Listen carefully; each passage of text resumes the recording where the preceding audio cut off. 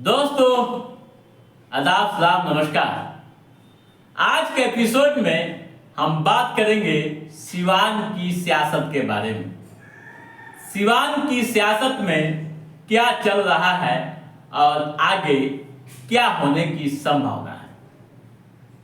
दोस्तों, जैसा कि आप जान रहे हैं कि बिहार में अगले साल विधानसभा का चुनाव होना है। चुनाव को ले सियासी सरगर्मियां काफी बढ़ गई है।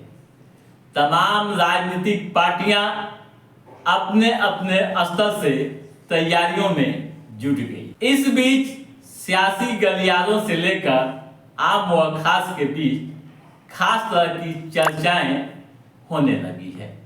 खास तरह के बहस होने लगे हैं। खास तरह के सवाल किए जाने लगे हैं। क्या सवाल हो रहे हैं, पहले इस पर हम चर्चा करते हैं और फिर आगे हम बात करेंगे। चर्चाएं हो रही हैं शहाबुद्दीन के परिवार को लेकर। बहस हो रहे हैं ओसामा शहाब को लेकर। क्या सिवान की सियासत में अब भी हैना शहाब एक बड़ा फैक्टर है? क्या सिवान की सियासत का मतलब अब भी हैना शहाब हैं? आगामी विधानसभा चुनाव में शहाबुद्दीन के परिवार का रुख क्या होगा? हैना शहाब व ओसामा शहाब कितनी मजबूती के साथ मैदान में नजर आएंगे? कई तरह के सवाल सियासी गलियारों से लेकर आम व खास के बीच हो रहे हैं।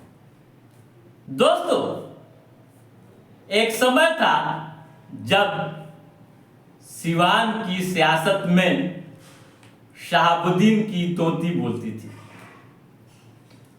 सियासी कद सर चढ़कर बोलता था। वे यानी शहाबुद्दीन 4 बार एमपी निर्वाचित हुए, 2 बार विधायक भी रहे। आरजेडी के वे संस्थापक सदस्यों में से थे और वे लालू यादव के काफी करीबी बताए जाते थे। उनके निधन के बाद सिवान की सियासत में बहुत कुछ बदल गया। आरजेडी व शहाबुद्दीन के परिवार के बीच दूरियां भी काफी बढ़ गई। हालत ऐसी हो गई कि हैना शहाब को लोकसभा चुनाव निर्दलीय लड़ना पड़ा। दोस्तों, हैना शहाब चुनाव तो जीत नहीं पाई, लेकिन जितनी वोटें मिली, जिस तरह से समर्थन लोगों का मिला, उससे तो एक बात साफ हो गया कि सिवान की सियासत में शहाबुद्दीन का परिवार अब भी काफी मजबूत है। जैसा कि आप जान रहे हैं कि हैना शहाब दूसरे नंबर पर रही। आरजेडी के प्रत्याशी अवध बिहारी चौधरी तीसरे नंबर पर हैं। जेडीयू की विजय लक्ष्मी चुनाव जीतने में कामयाब है। अगर हैना शहाब के विधानसभावार प्राप्त वोटों को आप देखेंगे तो बहुत तरह की बातें आपके दिमाग में आएंगी। उनकी पकड़ अब भी कितनी मजबूत है, यह स्पष्ट रूप से दिखेगा। जैसे सदर सिवान की बात करें, सिवान विधानसभा में 61,346 वोट हिना साहब को मिले थे। इसी तरह जीरादेई में 40,845, दरौली में 32,116, रघुनाथपुर में 60,858, दरौदा में 40,176 तथा बड़हरा में 57,764 वोट हिना साहब को मिले थे। दोस्तों, ये प्राप्त वोटें काफी फैक्टर रखती, खासकर विधानसभा चुनाव की बात करें और ये विधानसभावार प्राप्त वोटों की तुलना करें तो सियासी समीकरण बनाने व बिगाड़ने के लिए काफी। अब जब आरजेडी के बीच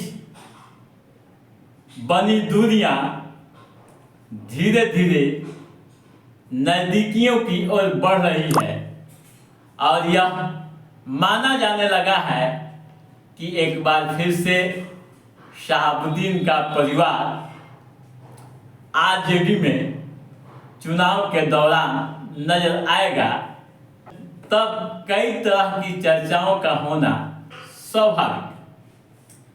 दोस्तों, आरजेडी भी इस बात को पूरी तरह से समझने लगी है कि अगर हिना साहब को अपने साथ नहीं जोड़ते हैं तो MY समीकरण नहीं बच पाएगा। बिहार में 50 के करीब ऐसी सीटें हैं जहां मुस्लिम वोट पूरी तरह से निर्णायक मोड में है। 47 सीटें ऐसी हैं जहां 20 से 40% मुस्लिम मतदाता है। 11 सीटें ऐसी हैं जहां 40% मुस्लिम वोटर्स हैं। 7 सीटें ऐसी हैं जहां 30% मुस्लिम मतदाता है। इसी तरह 29 सीटें ऐसी हैं जहां 20 से 30% मुस्लिम वोटर्स हैं। दोस्तों, 2015 के विधानसभा चुनाव में 24 मुस्लिम उम्मीदवार जीत कर गए थे।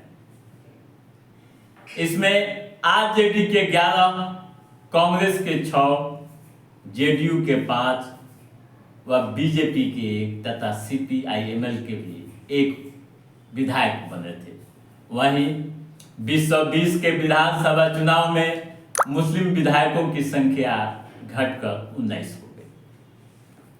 अब आरजेडी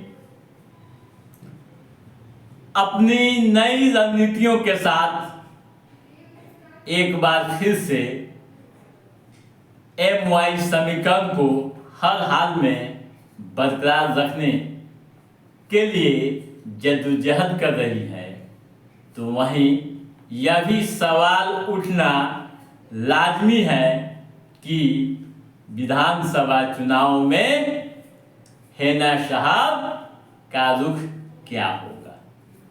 क्या ओसामा साहब रघुनाथपुर से चुनाव लड़ेंगे? ये भी चर्चाएं होने लगी है। दोस्तों, जो रणनीतिकार बता रहे हैं, जो सियासी गलियारों से बातें छन कर आ रही है, उसके अनुसार इतना आप समझ लीजिए कि विधानसभा चुनाव में शहाबुद्दीन का परिवार काफी मजबूती के साथ अपनी रणनीतियों को अमल में लाने के लिए हर संभव प्रयास करेगा। वैसे दोस्तों, यह देखना दिलचस्प होगा कि चुनाव में शहाबुद्दीन के परिवार का फैक्टर कितना प्रभावी होता है। तो दोस्तों, आज के इस एपिसोड में बस इतना ही। हमारा ये एपिसोड कैसा लगा आप लाइक और कमेंट करके हमें जरूर बताइएगा।